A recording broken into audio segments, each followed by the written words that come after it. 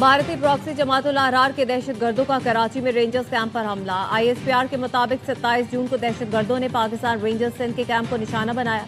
जमात-उल-अहरार के खवारिज का बुज़दिलाना दहशतगर्द हमला नाकाम बना दिया गया। हमलावरों ने कैंप के मेन गेट पर धमाके के बाद हिफाजती हिसार तोड़ने की कोशिश की। रेंजर्स के चौकस और पुराज़्म जवानों ने फौरी जवाब में खवारिज के मज़मूम मज़ाइम को नाकाम बना दिया।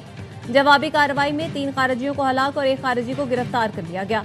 गिरफ्तार खारिजी अफगान शहरी है, जख्मी हालत में है। फायरिंग के तबादले में वतन के 3 बहादुर सपूत शहीद और 4 जख्मी हुए। तर्जुमान पाक फौज का मजीद कहना था, ये कुर्बानियां कौम की हिफाजत के लिए हैं, हमारे अटल आज़म को मजीद तक़वियत देती हैं। पाकिस्तान अपने जवानों की शहादत का बदला लेने के लिए इस हमले के मुर्तकब अफराद के खिलाफ जवाबी कार्रवाइयां करेगा। चीफ ऑफ डिफेंस फोर्सेज का बहादुर जवानों के अहले खाना के साथ ताज़ियत का इजहार।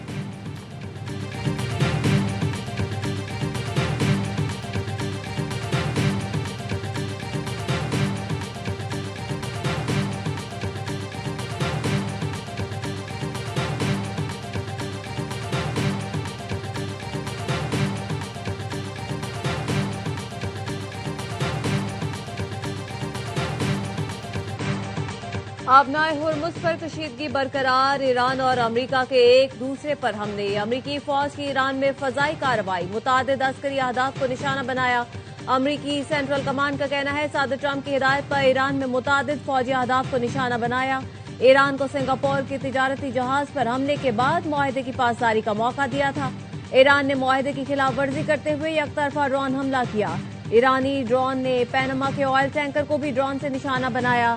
ईरानी हमले के वक्त 20 लाख बैरल तेल से भरा टैंकर आबनाए हुर्मुज़ के करीब था। अमरीकी कार्रवाई ईरान की जानिब से तिजारती जहाजों पर मुसलसल हमलों के जवाब में की गई, जिसमें ईरानी फौज की निगरानी के निजाम, मवासिलाती निजाम, फजाई दिफाई तंजीबात, ड्रोन और बारूदी सुरंगों के जखायर को निशाना बनाया गया। सेंटकॉम ने मजीद कहा, आबनाए हुर्मुज़ से तिजारती बहरी जहाजों की आमदोरफ्त मामूल के मुताबिक जारी है। अमरीकी अफवाज मुकम्मल तौर पर चौकस और किसी भी मुमकिन जवाबी कार्रवाई से निपटने के लिए हर वक्त तैयार है।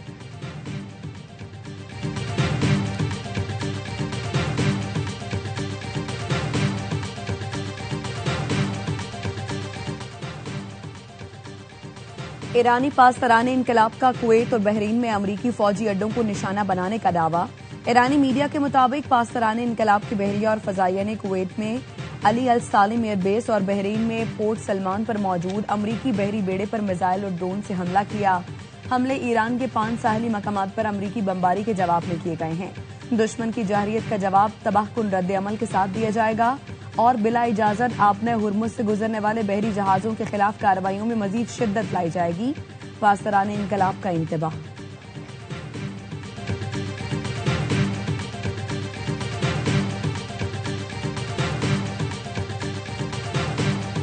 अमरीकी सदर की एक बार फिर ईरान को धमकी। ट्रूथ सोशल पर बयान में कहा, सबक ना सीखा तो ईरान का वजूद बाकी नहीं रहेगा। जंगबंदी की खिलाफ वर्जी पर ईरान के खिलाफ कार्रवाई की। अमरीकी तैयारों ने ईरान के मिसाइल और ड्रोन तंसीबात को निशाना बनाया। अमरीकी हमलों में मिसाइल जखीरागाहें और साहली रडार साइट्स हदफ बनी। कहा, जरूरत पड़ी तो फौजी कार्रवाई मुकम्मल की जाएगी।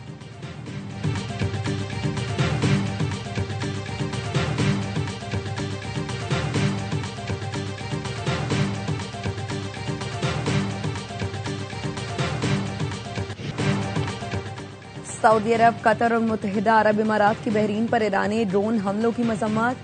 सऊदी वजारत खारजा ने हमलों को बैनुल अक़वामी कवानीन की खिलाफ वर्जी और खित्ते में अमन की कोशिशों के लिए नुकसानदेह करार दिया। कतरी वजारत खारजा ने हमलों को बिला जवाज करार देते हुए कशीदगी में कमी और सिफारतकारी जारी रखने पर जोर दिया। इमाराती वजारत खारजा का बहरीन के साथ मुकम्मल यकजहती का इजहार।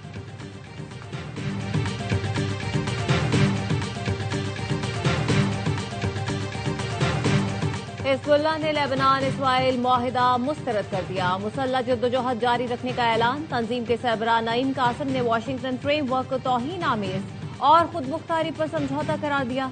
ईरान अमरीका मुआहिदे को नाफिज करने का मुतालबा। लबनानी सदर जोसेफ औन का अमरीकी सदर डोनाल्ड ट्रंप से टेलीफोनिक राबता। लबनान के सदर का कहना था, लबनान इसराइल के साथ फ्रेमवर्क मुआहिदे पर अमल दरामद की जिम्मेदारियां खुद संभालेगा। अमरीका मुआहिदे की खिलाफ वर्जियां रोकने में मदद करे।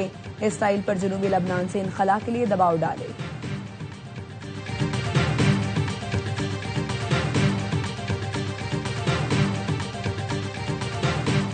नायब वज़ीर आज़म इसहाक डार का बरतानवी वज़ीर ख़ारजा से टेलीफोनिक राब्ता, दोनों रहनुमाओं का दो तरफा ताल्लुकात और खित्ते की सूरत हाल पर तबादला ख्याल।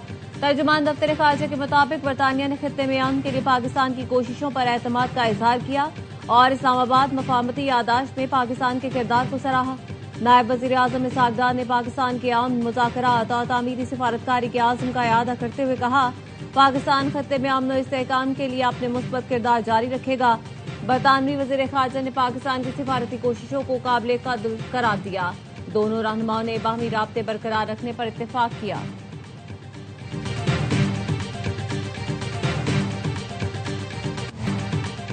आजाद कश्मीर में सियासी इस्तेहकाम के लिए जमात इस्लामी मैदान में आ गई।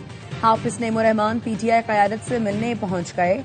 बैरिस्टर गौहर के साथ प्रेस कॉन्फ्रेंस में कहा, आजाद कश्मीर का मसला बातचीत से ही हल हो सकता है।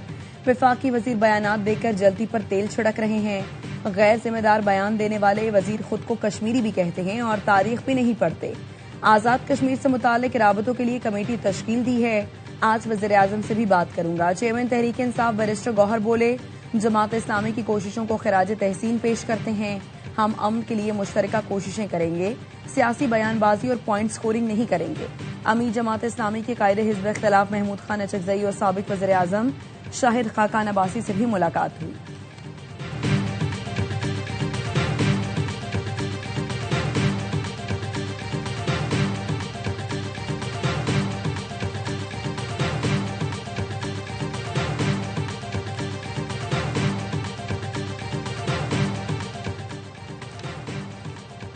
कोयटा के करीब दश्त के इलाके में रास्ता भूलने वाले कराची के खानदान पर फायरिंग। आजमाबाद कराची का रिहायशी अली जमी जां बहा, खातून शदीद जख्मी।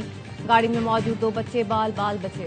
मुतासरा खानदान गूगल मैप की गलत रहनुमाई से दश्त के इलाके खंड पहुंच गया। खंड में नामालूम मुसल्लह अफराद ने गाड़ी पर अंधाधुंध फायरिंग कर दी। मकतूल अली जमील और अहले खाना अपनी गाड़ी में कोयटा आ रहे थे। वाकया गुज़श्ता रात पेश आया। लाशें जख्मी खातून कराची मुंतकिल कर दिए गए। मुआविन वज़ीर आला बलूचिस्तान शाहिद बिन कहते हैं, बाकी से मुतालिक कानूनी कार्रवाई की जा रही है। इस वक्त भी इलाके में सर्च ऑपरेशन जारी है।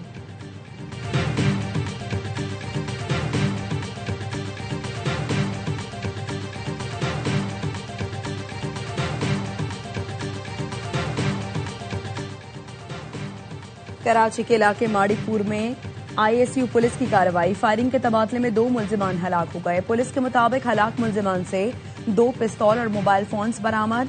हलाक मुल्जिमान की शनाख्त की जा रही है। कराची लंदन और न्यूयॉर्क से ज्यादा पुरअमन है। अब यह 1992 वाला कराची नहीं। वजीर दाखिला ज़िया लंजार का असेंबली में इज़हार ख्याल, कहा, कराची जितना उर्दू बोलने वालों का है उतना ही सिंधी, पंजाबी और पठानों का भी है। कराची सिंध का दारुल हुकूमत है और रहेगा। तकरीरों से इधर उधर नहीं होगा। पीपी हुकूमत में बोरीबंद लाशें नहीं होने देंगे। नासिर हुसैन शाह ने कहा, कुछ अनासिर कराची को विफाक के हवाले करने के गैर आईनी बातें कर रहे हैं। विफाक के पास अपना फाल बल्दियाती निज़ाम नहीं। आइन के आर्टिकल 140A पर हकीकी तौर पर सिंध में अमल हो रहा है।